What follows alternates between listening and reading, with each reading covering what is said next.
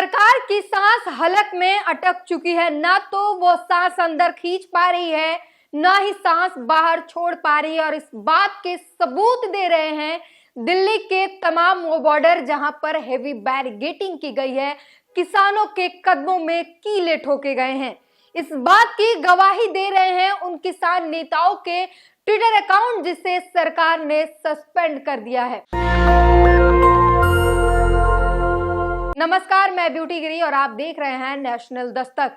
जी हां, जिन किसानों ने आपकी थाली में अन्न पहुंचाए उनके कदमों में कीलें ठोकी गई, ये तस्वीरें आप सबने देखा। और अब सरकार की और तैयारी है। सरकार ने उन किसानों की बोलती बंद करने के लिए उनके ट्विटर अकाउंट को सस्पेंड कर दिया ताकि वो अपने साथियों को, किसानों को बुला ना सके, अपनी कही बातों को बुला ना सके। एक तरफ किसानों से बातचीत कर रही है सरकार और दूसरी तरफ उन्हीं किसान नेताओं के ट्विटर अकाउंट को सस्पेंड कर दिया जाता है, एक्स अकाउंट को सस्पेंड कर दिया जाता है ताकि वो अपनी बात जनता तक पहुंचा ही न सके। ये सरकार की असलियत है और इसीलिए हम कह रहे हैं कि सरकार की सांस हलक में अटक चुकी है, क्योंकि आने वाले समय में लोकसभा चुनाव है और ये किसान जो है हजारों की तादाद में 6 महीने का राशन जो लेकर निकले हैं वो निर्णायक साबित हो सकते हैं। इस वक्त लोकसभा के चुनाव में सरकार को पता है कि ये किसान उनकी सत्ता पलट कर रख सकते हैं। जो सरकार दावे कर रही है 400 के पार के, वो सरकार 40 भी नहीं ला पाएगी। ये सरकार को समझ आ चुका है। ये किसान एक पूरे देश का मामला है, ये सिर्फ किसानों का मामला नहीं है। किसान अपने हक की बात कर रहे हैं, किसान मजदूरों की बात कर रहे हैं। तमाम मुद्दों के साथ किसान दिल्ली आ रहे हैं और संसद घेराव का जो है उनका प्रस्ताव है, वही 16 तारीख को पूरे भारत बंद का ऐलान किया है। और इसी वजह से सरकार घबराई हुई है और इसके सबूत वो तमाम बॉर्डर दे रहे हैं। जैसे अगर आप तस्वीरें देखें तो समझ आएगा, आप हैरान हो जाएंगे। क्या ये सीमा पाकिस्तान और इंडिया का बॉर्डर है? क्या ये चाइना इंडिया का बॉर्डर है? जिस तरीके से वहां पर बैरिकेडिंग और पुलिस की तैनाती की गई है, फिर आपको समझ आता है नहीं, ये तो दिल्ली के बॉर्डर हैं जो तमाम राज्यों से जुड़ते हैं। और ये सब कुछ किया गया है किसानों को रोकने के लिए। और किसानों ने इस पर दुख भी जताया है। वो कह रहे हैं कि हमने अन्न उगाया और हमारे लिए कीलों के फसल उगाए गए हैं, हमारे रास्ते में कील गाड़े गए हैं।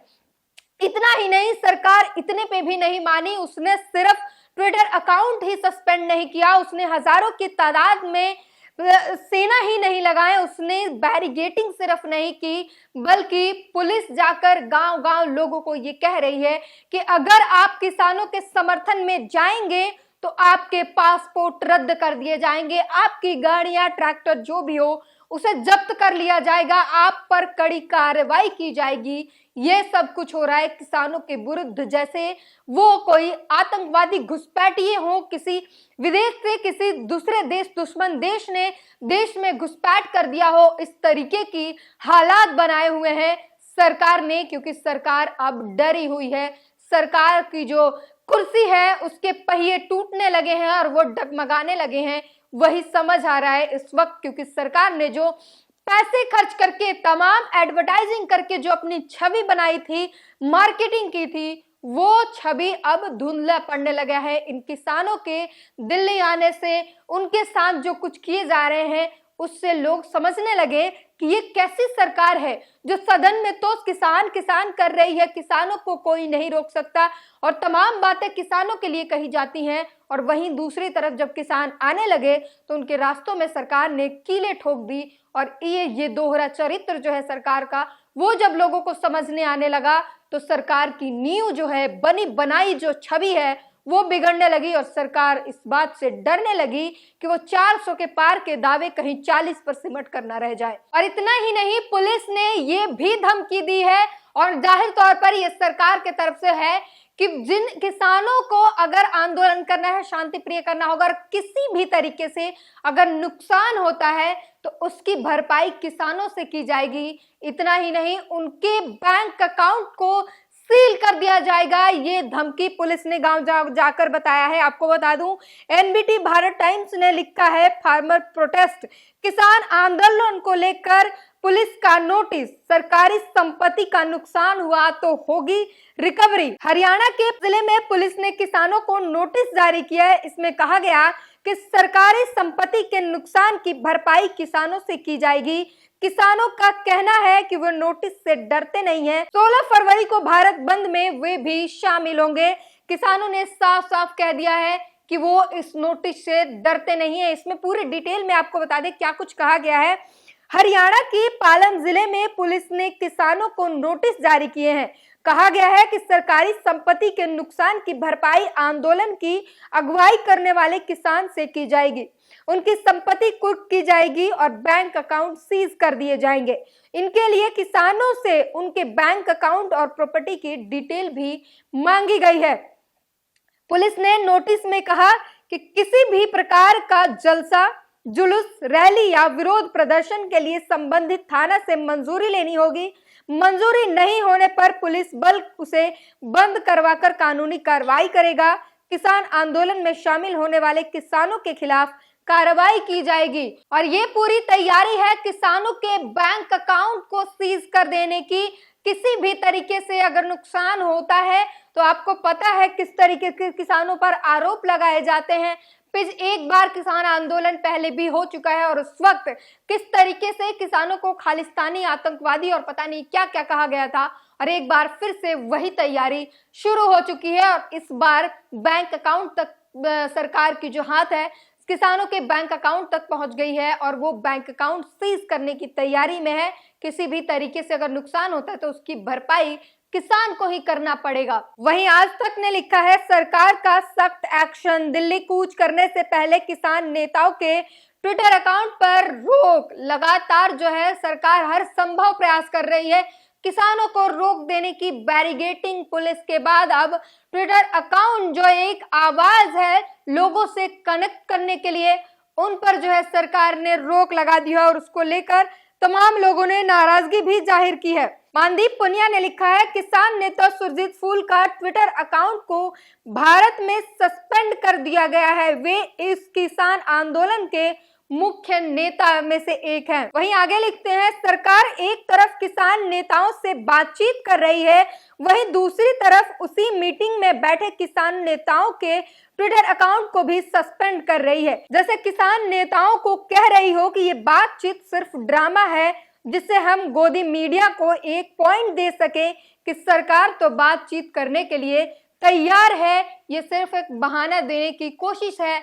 ये बता रहे हैं मानदीप पुनिया, कह रहे हैं कि सरकार सिर्फ ड्रामा कर रही है बातचीत करने की, ताकि उस मीडिया को, सरकार की मीडिया, गोदी मीडिया को एक बहाना मिल जाए और वो पूरे दिन इस पर खबर चला सके कि सरकार तो बात करने के लिए कोशिश कर ही रही है किसानों से, किसान ही आतंकवादी और खालिस्तानी है, वो मानते नहीं है, और ऐसी खबरें चलाई जा सके और इसी के लिए ड्रामा कर रही है। ऐसा मानदीप पुनिया ये सीधे सीधे आरोप लगा रहे हैं और कह रहे हैं, और आपको पता है क्या कुछ एजेंडा चलता है उससे आप सब भी अवगत है। वहीं सुभाष फौजी ने इस पर प्रतिक्रिया दी है। तानाशाही का दौर है, इस दौर में रास्ते बंद करना, नेट बंद करना, अकाउंट बंद करना, ये सब ठीक वैसे ही है जैसे भूखे बालक के दूध मांगने पर उसका मुंह बंद कर देना, जिससे वो रो ना सके कि उसकी आवाज को सुनो और दूध पिलाओ। तानाशाही सरकार। लगातार लोग इस पर प्रतिक्रिया दे रहे हैं और गुस्सा दिखा रहे हैं, और तमाम वो नेता हैं जो मेन नेता है किसान आंदोलन के, उनके ट्विटर अकाउंट को सस्पेंड कर दिया गया है ताकि उनकी बात जनता तक पहुंच ही ना सके। वहीं अब किसानों की बात कर ले तो किसानों ने साफ नाराजगी जाहिर की है कि वो कहते हैं हमने अन्न उगाया और हमारे रास्ते में फसल, हमारे रास्ते में कांटे उगाए गए हैं सरकार के द्वारा। TV9 भारतवर्ष ने लिखा है किसान नेताओं ने प्रेस कॉन्फ्रेंस कर केंद्र सरकार पर साधा निशाना। कहा हम अनाज उगाते हैं, हमारे लिए किलो की फसल। उनके कदमों में कीले गाड़ी गई और इस बात को लेकर किसान नेता ने बातें कही। उन्होंने कहा कि बेहद दुखद है जो किसान अन्न उगाते हैं, पूरे देश का पेट भरते हैं, उनके लिए कीलों के रास्ते बिछाए गए हैं, रास्ते में कीले सजाए गए हैं, उनके कदमों में की कांटियां गाड़ी गई हैं, सीमेंटेड बैरिगेड्स किए गए हैं, और वो भी बैरिगेड्स ऐसे जैसे किसी दुश्मन देश से घुसपैठ आ गए हों, उस तरीके की तैनाती की गई है। और तमाम रुकावटों के बाद भी किसान जो है वो तैयार नहीं हुए रुकने को। और 5 घंटे, आपको हमने बताया कि 5 घंटे तक मीटिंग चली, उसके बाद भी वो मीटिंग बेनतीजा रहा। और किसानों ने कहा कि ये सिर्फ टाइम बर्बाद करने की कोशिश है सरकार की, हम वापस दिल्ली को मार्च करेंगे। क्विट हिंदी ने लिखा है, किसानों का दिल्ली चलो मार्च शुरू, पंजाब से ट्रैक्टर ट्रॉलियां निकले। किसान नेताओं ने आरोप लगाया कि सरकार बातचीत के प्रति ईमानदार नहीं है। ये किसानों का आरोप है। वो कह रहे हैं सरकार बातचीत के प्रति ईमानदार नहीं है, किसानों के प्रति ईमानदार नहीं है। आगे क्या लिखा है, चंडीगढ़ में किसानों के साथ केंद्रीय मंत्री पीयूष गोयल और कृषि मंत्री अर्जुन मुंडा की 5 घंटे से अधिक की बैठक बेनतीजा रही। किसानों की मुख्य मांग फसलों के अधिकतम समर्थन मूल्य पर कोई समाधान नहीं हुआ। इसके बाद किसान 13 फरवरी यानी आज किसान दिल्ली कूच के लिए प्रदर्शनकारी किसान पंजाब के फतेहगढ़ साहिब पहुंचे। वे ट्रैक्टर ट्रॉलियों में दिल्ली के लिए निकल गए हैं। वहीं शंभू बॉर्डर से भी किसानों ने दिल्ली के लिए कूच कर दिया है और इसका कोई समाधान नहीं निकला। 5 घंटे से ज्यादा की बैठक हुई और उस बैठक में कोई भी नतीजा नहीं निकला और किसानों ने साफ कहा कि सरकार जो है वो ईमानदार नहीं है किसानों के प्रति, वो सिर्फ समय बर्बाद करने की कोशिश कर रही है सरकार और कुछ नहीं। और इसलिए किसान नहीं रुकेंगे, वो अपना मार्च जारी रखेंगे और वो दिल्ली उन्होंने फिर से कूच कर दी है।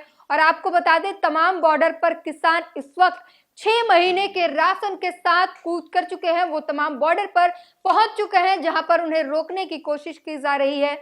और इस बीच वो बैरिकेड तोड़ते हुए, अपना अलग रास्ता बनाते हुए किसान लगातार आगे को बढ़ रहे हैं। उन्हें रोक पाना इस वक्त सरकार के लिए नामुमकिन हो गया है। चाहे वो कितनी भी भारी मात्रा में फोर्स बुला ले, चाहे वो कितनी भी भयंकर बैरिकेडिंग कर ले, किसानों को रोक पाना नामुमकिन है। और वो दिल्ली की तरफ आ रहे हैं।